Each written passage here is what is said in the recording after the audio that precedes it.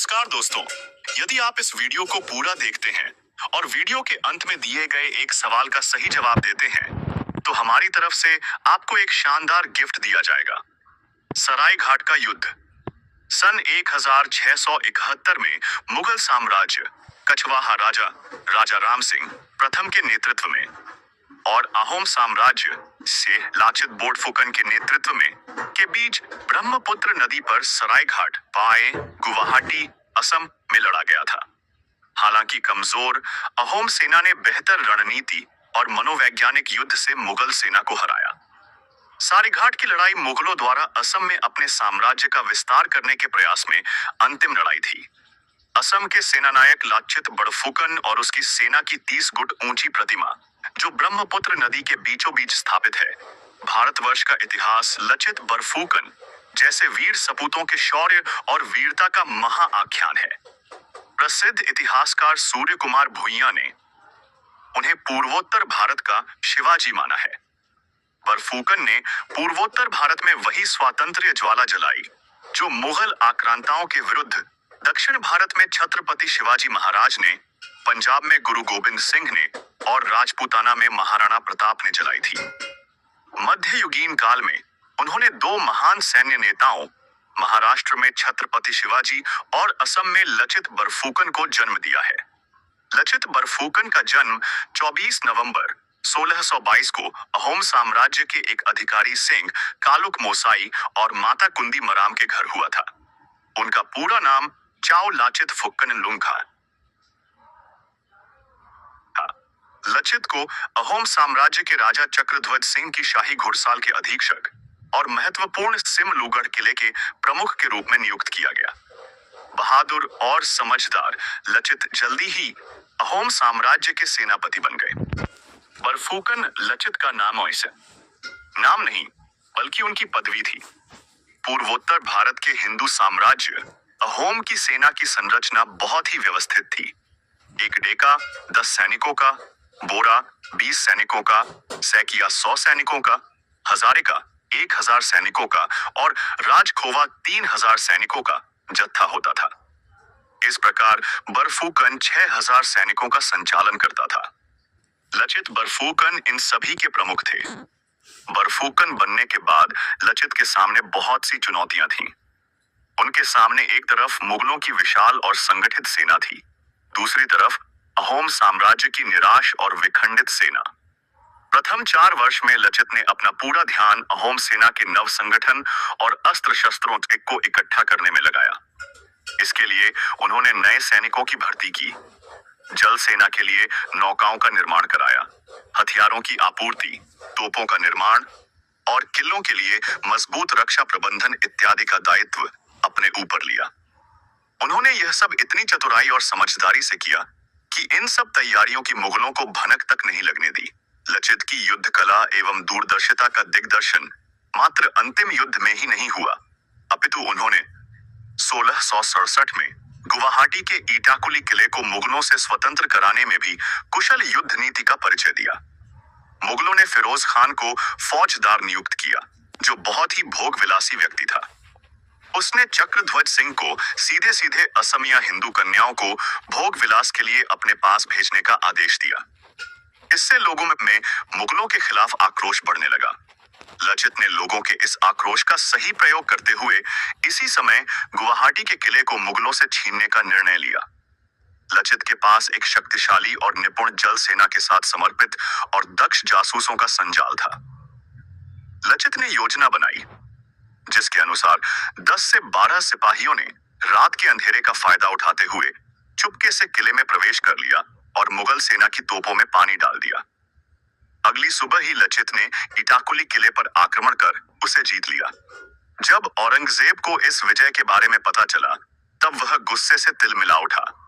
उसने मिर्जा राजा जय सिंह के बेटे राम सिंह को 70,000 सैनिकों की बड़ी सेना के साथ अहोम से लड़ने के लिए असम भेजा। उधर लचित ने बिना एक पल व्यर्थ किए किलों की सुरक्षा मजबूत करने के लिए सभी आवश्यक तैयारियां प्रारंभ कर दी। लचित ने अपनी मौलिक युद्ध नीति के तहत रातों रात अपनी सेना की सुरक्षा हेतु मिट्टी से मजबूत तटबंधों का निर्माण कराया, जिसका उत्तरदायित्व से लचित ने अपने मामा को दिया था।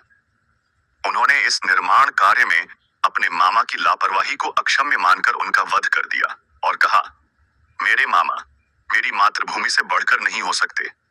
लचित जैसे योद्धा के रहते मुगल आक्रांता पूर्वोत्तर भारत को अपने अधीन नहीं कर सके।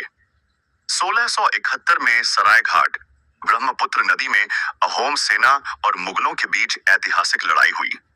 राम सिंह को अपने गुप्तचरों से पता चला कि अंदुराबली के किनारे पर रक्षा इंतजामों को भेदा जा सकता है और गुवाहाटी को फिर से हथियाया जा सकता है। उसने इस अवसर का फायदा उठाने के उद्देश्य से मुगल नौसेना खड़ी कर दी। उसके पास 40 जहाज थे जो 16 तोपों और छोटी नौकाओं को ले जाने में समर्थ थे। यह युद्ध उस यात्रा का चरमोत्कर्ष था जो यात्रा 8 वर्ष पहले मीर जुमला के आक्रमण से आरंभ हुई थी। भारतवर्ष के इतिहास में कदाचित यह पहला महत्वपूर्ण युद्ध था जो पूर्णतया नदी में लड़ा गया तथा जिसमें लचित ने पानी में लड़ाई नौसैनिक युद्ध की सर्वथा नई तकनीक आजमाते हुए मुगलों को पराजित किया। ब्रह्मपुत्र नदी का सरायघाट इस ऐतिहासिक युद्ध का साक्षी बना। इस युद्ध में ब्रह्मपुत्र नदी में एक प्रकार का त्रिभुज बन गया था जिसमें एक ओर कामख्या मंदिर, दूसरी ओर अश्वक्लांता का विष्णु मंदिर और तीसरी ओर इटाकुली किले की दीवारें थीं। सन 1671 का वह ऐतिहासिक दिन था जब अहोम साम्राज्य और मुगल साम्राज्य की टकराहट ने भारत के पूर्वोत्तर इतिहास का रुख बदल दिया। लाचित बोरफुकन अपनी जल सेना और रण कौशल के साथ मुगल आक्रमणकारियों के सामने अडिग खड़े थे। लाचित बोरफुकन सेना को संबोधित करते हुए, यह भूमि हमारी माता है और उसकी रक्षा के लिए हम अंतिम सांस तक लड़ेंगे। मुगलों की विशाल सेना हमें डराने का काम नहीं कर सकती। हम असम के वीर हैं, हमारी तलवारों में आग है और हमारे इरादों में अडिगता। मुगल सेनानायक राम सिंह अपनी विशाल फौज और शक्तिशाली नौसेना के साथ अहोम साम्राज्य की ओर बढ़ रहा था। उनके पास 40 बड़े जहाज और 16 तोपें थीं। राम सिंह अपने सैनिकों से, यह असम की भूमि हमसे बच नहीं सकती। हमारी नौसेना और तोपें इस युद्ध का अंत कर देंगी। लाचित बोरफुकन ने गुप्तचरों से यह खबर पहले ही पाली थी। उन्होंने न केवल तैयारी कर रखी थी बल्कि अपने सैनिकों का उत्साह भी चरम पर था।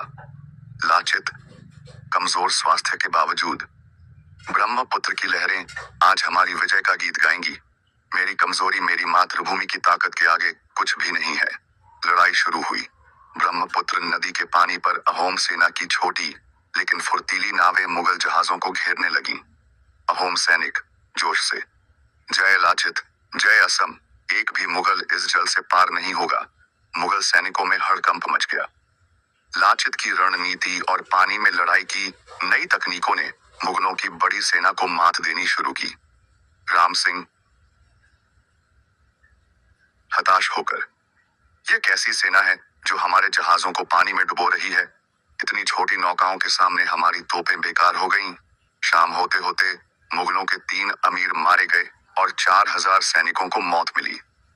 मुगल सेना मानस नदी के पार भाग खड़ी हुई। लाचित बोरफुकन की जीत निश्चित हो गई। अंतिम समय में लाचित ब्रह्मपुत्र की ओर देखते हुए, यह जीत मेरे असम का गौरव है। जब तक यह नदी बहती रहेगी, असम की स्वतंत्रता अमर रहेगी।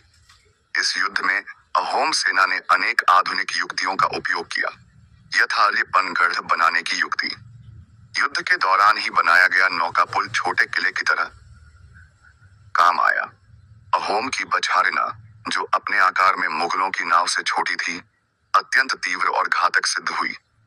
इन सभी आधुनिक युक्तियों ने लचित की अहोम सेना को मुगल सेना से अधिक सबल और प्रभावी बना दिया। 2 दिशाओं से हुए प्रहार से मुगल सेना में हड़कंप मच गया और सायंकाल तक उसके 3 अमीर और 4000 सैनिक मारे गए। इसके बाद मुगल सेना मानस नदी के पार भाग खड़ी हुई। दुर्भाग्यवश इस युद्ध में घायल लचित ने कुछ दिन बाद प्राण त्याग दिए। सरायघाट की इस अभूतपूर्व विजय ने असम के आर्थिक विकास और सांस्कृतिक समृद्धि की आधारशिला रखी। आगे चलकर असम में अनेक भव्य मंदिरों आदि का निर्माण हुआ। यदि सरायघाट के युद्ध में मुगलों की विजय होती तो वह असमवासी हिंदुओं के लिए सांस्कृतिक विनाश और पराधीनता लेकर आती। मरणोपरांत भी लचित असम के लोगों और अहोम सेना के हृदय में अग्नि की ज्वाला बनकर धधकते रहे और उनके प्राणों का बलिदान व्यर्थ नहीं गया। लचित द्वारा संगठित सेना ने 1682 में मुगलों से एक और निर्णायक युद्ध लड़ा।